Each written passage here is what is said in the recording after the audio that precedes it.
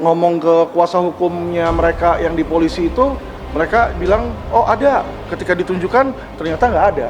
Gitu ya. Jadi kelihatan banget bahwa saksi yang mereka ajukan tadi diduga memberikan keterangan palsu kalau menurut saya. Ya, jadi kita sangat menyayangkan sih kalau kepolisian yang sangat kita hormati, ya apabila diduga mereka memberikan keterangan palsu di depan persidangan, karena itu juga merupakan tindak pidana pelanggaran pasal 242 KUHP, memberikan keterangan palsu di bawah sumpah itu.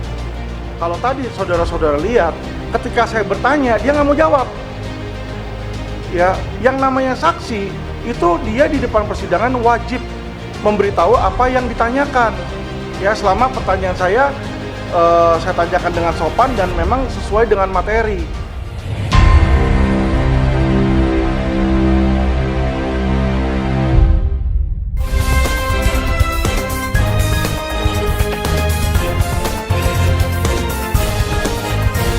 Log News TV, the best local news content. Sidang lanjutan gugatan pra-peradilan atas ditetapkannya status tersangka kepada Syekh Panji Gumilang oleh Barreskrim Polri atas dugaan penggelapan dan tindak pidana pencucian uang atau TPPU digelar di Pengadilan Negeri Jakarta Selatan pada hari Rabu 8 Mei 2024 dengan agenda sidang pembuktian dari pihak termohon yaitu kepolisian.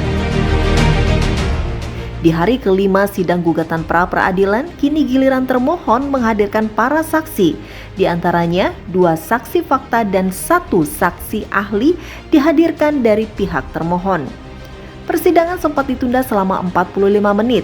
Pasalnya adalah saksi yang dihadirkan bagian dari tim termohon dan sesuai dengan ketentuan, saksi tersebut harus melampirkan surat izin dari lembaganya.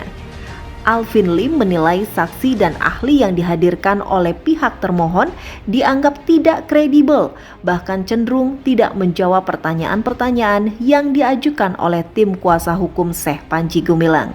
Harusnya yang namanya sudah ada penerimaan, ada siapa nama penerimanya dan tanda tangan di tanda terima. Ya kan, apalagi kita berbicara tentang surat orang dijadikan tersangka loh. Masa sih surat tanda terima tidak ada, disuruh orang tanda tangan, disuruh dibuktikan katanya polisi ada. Saya tanya, oke, mana bisa tolong tunjukkan? Dia bilang nggak tahu di mana fisiknya. Ngomong ke kuasa hukumnya mereka yang di polisi itu, mereka bilang oh ada. Ketika ditunjukkan ternyata nggak ada. Gitu ya. Jadi kelihatan banget bahwa saksi yang mereka ajukan tadi diduga memberikan keterangan palsu kalau menurut saya. Karena dia bilang sudah diterima oleh Panji Gumilang. Kalau kita udah terima, nggak mungkin kita tulis itu satu. Nah, untuk menenggarai benar atau tidaknya tuduhan kami, coba tolong tanyakan ke kejaksaan. Saya sudah baca P19 dan di P19 di syarat formil tertulis belum menerima SPDP dan tanda terima surat penetapan. Jadi kalau jaksa aja nggak menerima, berarti kan menunjukkan bahwa jaksa nggak terima, kita juga nggak mungkin udah terima di situ. Ya, jadi kita sangat menyayangkan sih kalau kepolisian yang sangat kita hormati, ya apabila diduga mereka memberikan keterangan palsu di depan persidangan, karena itu juga merupakan tindak pidana pelanggaran pasal 242 KUHP, memberikan keterangan palsu di bawah sumpah itu.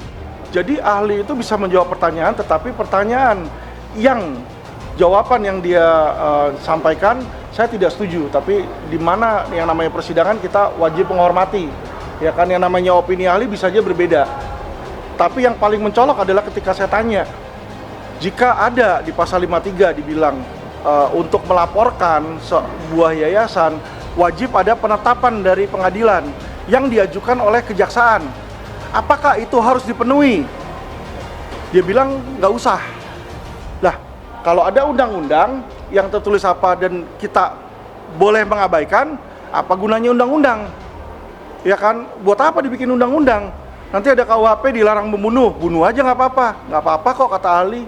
Nggak bisa seperti itu. Jadi kelihatan sekali tendensinya karena ahli diajukan oleh pihak termohon, tentu punya objektivitas membela termohon.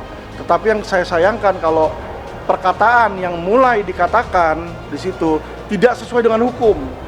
Ya, jadi ini antara etika dan kepentingan nih berbanding terbalik. Sidang lanjutan akan digelar pada Senin dan Selasa 13 dan 14 Mei 2024 dengan agenda kesimpulan dan keputusan. Jadi kalau saya lihat statement saya adalah pada hari yang terakhir ini, buat minggu ini ya, minggu depan adalah kesimpulan.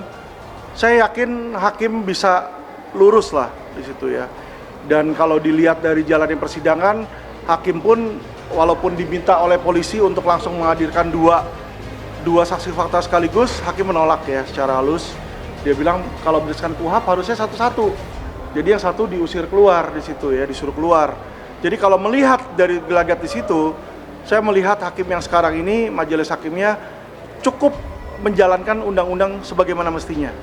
Ya, terutama KUHP. Berbeda dengan polisi yang kalau KUHP-nya bilang suruh kasih SPDP, dia nggak kasih nggak apa-apa di situ kan ya. Jadi ada perbedaan etik yang sangat jelas sih gitu. Kalau polisi-polisi ini banyak sekali oknum. Ya, kalau hakim ini saya lihat etikanya masih bagus. Jadi saya berharap bahwa majelis hakim dan Ketua Pengadilan Negeri Jakarta Selatan berani menegakkan kebenaran dan keadilan. Kalau memang prosesnya salah, ya kan, nah penetapan tersangka ini wajib dibatalkan.